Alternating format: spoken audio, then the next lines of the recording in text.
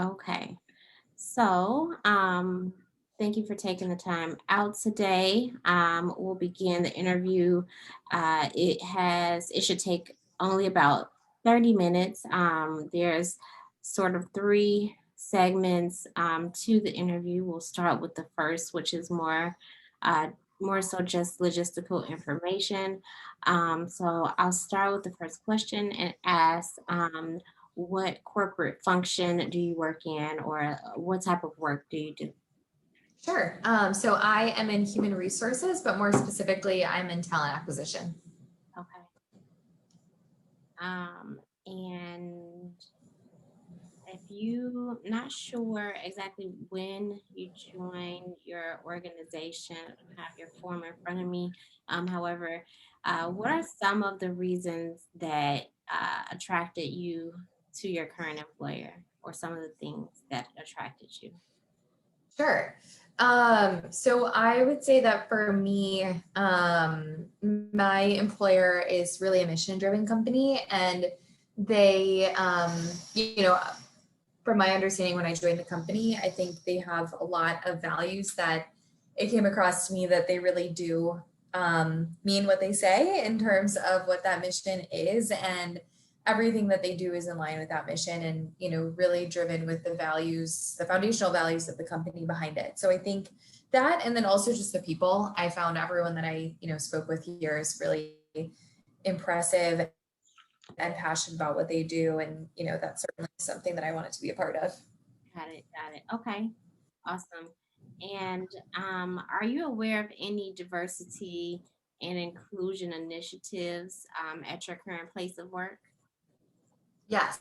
So we have a team dedicated to inclusion and diversity, and they work on a number of different initiatives. I would say most notably, we have business resource groups. I know at a lot of other companies they're referred to as employee resource groups, but resource groups that are there for minority groups, whether that be underrepresented ethnic minorities, whether that be females, whether that be, we even have them for like young professionals and professionals that are further along in their career. So, just thinking about diversity holistically outside of just kind of what you typically think about when people talk about inclusion and diversity.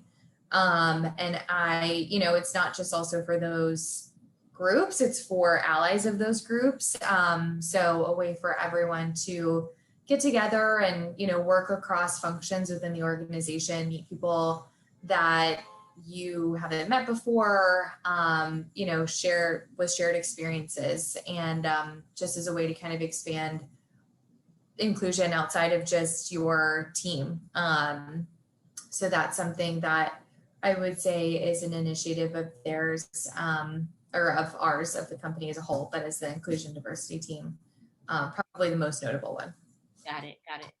And so, you talked a little bit about inclusion. What does inclusion mean to you? Yeah, I mean, I think inclusion is just that. A lot of times that, in recruiting, we talk about the fact that inclusion is not just looking at having a diverse interview panel or a diverse slate of candidates. I mean, that is a part of it, but it's also just being inclusive of everyone. You're not solely focused on certain groups or minorities. It's just looking at having a well-rounded approach to how we hire. Also, internally being inclusive of all members of your team. Have Mhm. different experiences and different, backgrounds. And I think just valuing everyone's perspective equally, to me, would be my definition of inclusion. Awesome. Okay. And do you feel that you belong at your current employer? Yes, I do. Okay. And why or why not? Or why do you feel you belong? Yeah, I mean, I think that, I know I'm valued both through, positive reinforcement. So I, receive a lot of, um, I would say, feedback and encouragement, from and support from my manager and my manager's manager. And just as a whole, I think our team is really good about that. Um, so yes, I would say that I definitely feel valued based off of how I'm treated, not only by my manager and her manager, but just all, my peers, other, stakeholders that I work with internally. I think people just really value relationships here. And through that, I would say that that's kind of where that comes across to me. Awesome. Okay. So we've gotten through the first segment of the interview. We'll move into the second part, which is focused on organizational assimilation. Are you familiar with what organizational assimilation is? I'm not, no. Okay, so what that is essentially it's the introduction to the company, essentially as a new hire, right? So, is the company introducing the culture, the cultural norms, the expectations of the organization to the new hire, and thus making that a relationship so that they're understanding the expectations of that person as well. So, if I could just pause there and then ask you if you could recall what organizational assimilation meant to you, during your sort of onboarding or just, in general at your current employer. Sure. Yeah. I mean, I think that, through like any role, you really kind of get I would say, cut your teeth by just learning from the people around you. So I think for me, it was a lot of, just partnering, trying to meet as many people as I can. And I think everyone at our company is really welcoming of that, just like an introductory call, 20, 30 minutes. I think that for me, yes, a lot of it is like mirroring the behavior and the way that people work around you. But I think the more that you get to know people, you realize that a company, especially one of our size, is a really intricate fabric made up of a lot of different threads. And so, yes, you could mirror like your manager or your peers, but everyone does have somewhat of a different approach. So that I would say I didn't feel pressure to assimilate to like one particular way of doing things or one particular culture. I think culture should be made up of a lot of different approaches and perspectives. And that's something that I like about my company too, is you don't feel like pressure to assimilate to a certain mold. It's more so, there's obviously a way of doing things and process and this and that, but I think that everyone has their different communication style or their different, management style when it comes to how they either manage a team or a project or their day to day. So yes, I mean, you certainly assimilate, especially for me. This was my first corporate role out of undergrad. So I've been with the same company for 5 years. But I think that, yeah, I mean, I think that, you learn to assimilate in the sense that I had to assimilate to just being in a corporate culture, but I didn't feel pressure to conform to a certain standard or, a certain way of doing things. Yeah, that's awesome. So assimilated to the corporate culture, but not necessarily to conform to a standard. That's yeah, that's Mm-hmm. um. And if you can recall, I know you said it was about 5 years ago. What does your first 90 days sort of consist of or look like at your current employer? Yeah, I mean, I had interned actually at my current employer as well. So I had a familiarity with the people, which was good because a lot of the same people that I had interned alongside were still with the company, which was great. So, certainly helped to make it a more, I would say, like streamlined, smooth transition into work. But I mean, a lot of it for me was like, how do you write an email? Like there was so much about the corporate world that I didn't know.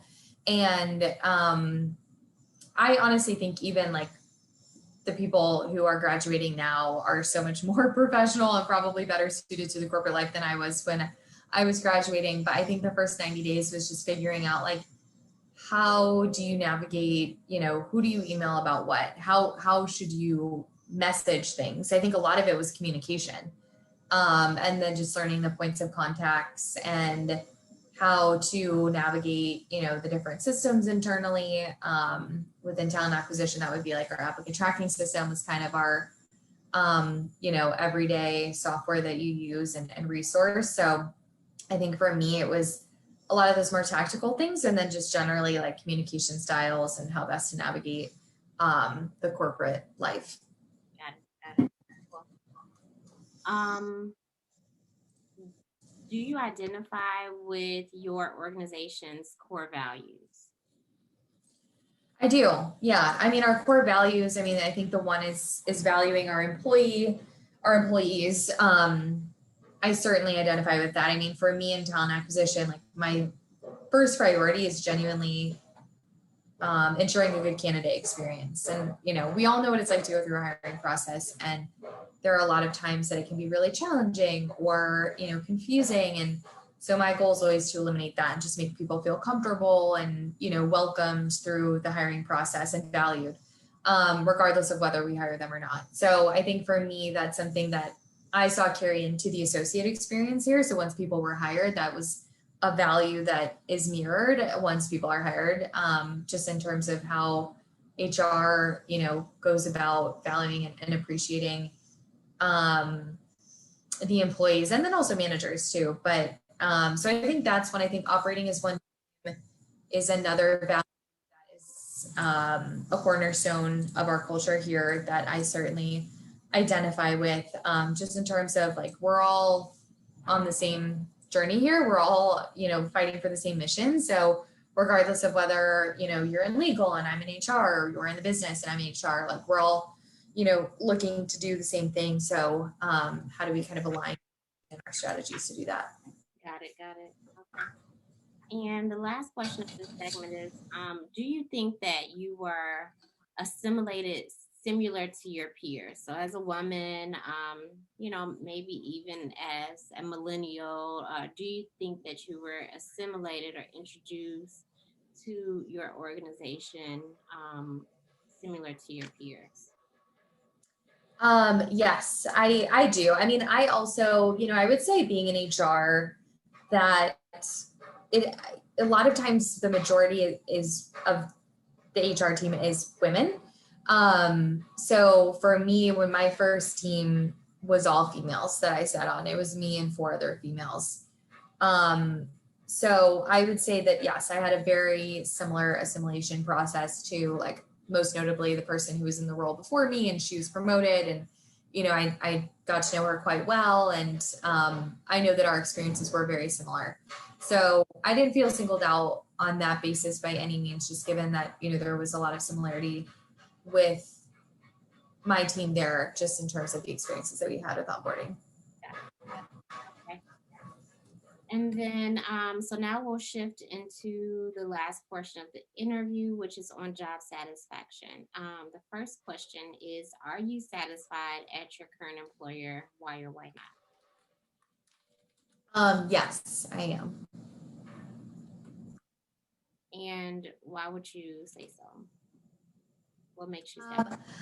I think that for me, what is rare, I mean, I have a lot of other friends that are in various industries, and you hear about those nightmare managers, or like working crazy hours. I think here everyone has such a healthy work-life balance. I think that what I referenced earlier is one of the things that's so important to me, is just a manager who wants to develop me, and that's through honest feedback. That doesn't always mean positive reinforcement. Sometimes there are opportunities for improvement, but someone who's willing to develop you through just open and honest conversations, feeling recognized when you are doing something right. I think a lot of times, it's easy to feel like if you are the one who's excelling on your team, like you just get more work because people trust you with that.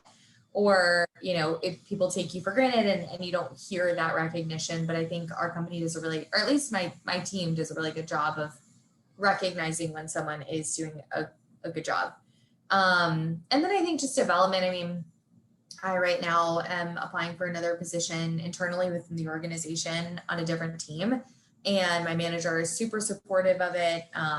So many people that I've worked with on other teams are willing to advocate for me and reach out to the hiring manager and, share their experience working with me, which I just think speaks volumes to the kind of people that we have working here, that people are willing to take time out of their day and, put together a reference for someone that they've worked with and, really kind of vouch for you. So, I just have had such good experience with the people that I've worked here. And I think how the company has valued me in my career development. And that's why, I've stayed for over the course of the past 5 years and the first 5 years of my career. Got it. Got it. Okay. So you sort of answered the next question, which is your top three reasons why you feel satisfied, and I'll just go over them to see if I captured it good enough. But so work life balance seemed to be the first one. You didn't really talk much about what that looked like, so maybe if you want to get go into that a little bit more, that would be great. And then you also said manager that wants or and helps to develop you feel recognized, and then growth opportunities. So the only one I think maybe I we could go a little bit more into detail unless you have others that you want to add is that work life balance that you mentioned. Okay. Yeah, work-life balance, I think that it goes beyond PTO. I mean, we have really great PTO here, but outside of that, I think it's just not, like there's not the expectation that you have to be constantly online. And I think especially working remote right now, which we still are, there is like, it can be overwhelming sometimes to be like, I'm not in an office, people don't know I'm working. My dad always has to be green, or I always should be, working or in a meeting, but that's not the case. Like, we all are adults and we know how to manage our time. And I think that the consensus here is like, if you're doing your job and you're getting your work done, like, I don't care if your dot says away at 1 o'clock, like, or if you go on a walk at lunchtime, or if you go on a walk at 3, or if you take 3 hours off in the middle of the day. Like, I think that there's just a really healthy approach to that here, where it's like PTO, same thing. We have unlimited PTO, but the intention for that is like, if you're excelling in your job and you're getting your work done, then yeah, take a week off here. I think that there's a lot of autonomy that I have to drive my own schedule and, figure out my own hours. And that comes with that balance, but also just building, having that trust with your manager established, and our company as a whole having trust in its employees to say, you have unlimited PTO, use that as you will. So I think work-life balance a lot of times stems from having that foundational trust in your employees, but that's certainly the case, at least for me on my team. Got it. um so and I guess I wasn't aware of the limited PTO situation. um can you explain like what that is, or like how? So we don't have to accrue time in order to take it, and we don't have to record time when we take it. It essentially just assumes that employees will take a responsible amount of time off with manager approval. Oh, okay. Thanks for explaining that. All right, where were we? Are you involved in any activities within or sort of outside your work that you value? So, definitely thinking of like outside opportunities of your current role within your employer, right? So, if there's a champions group or an initiative that is outside of talent that you're working alongside someone on, would you happen to be involved with any activities as such? Um, so what do you mean, just in terms of like business resource groups or initiatives that are being taken? It could be that, right? Any of that really. So like, if there's the opportunities, let's say for instance, you're working on, I know you mentioned, you work alongside the legal team. Maybe there's a legal initiative or legal group that, okay, we're really trying to roll out this new something, and would like to invite members of talent acquisition or something like that, to where it is certainly within your company, but sort of outside your scope of work, if that makes any sense. Yeah, I mean, that happens sometimes. I think it's more on a case by case basis, just if we encounter something, or if we're trying to do something like implement case studies as part of the hiring process, then you need to engage legal. So it doesn't happen often, but it does, yeah, sometimes. Okay. And it could be also just like you said, the VRGs or what have you. Are you active in any of those? Yes. So I participate in the women's BRG and then also am a co-lead for our young professionals BRG. Awesome. Okay.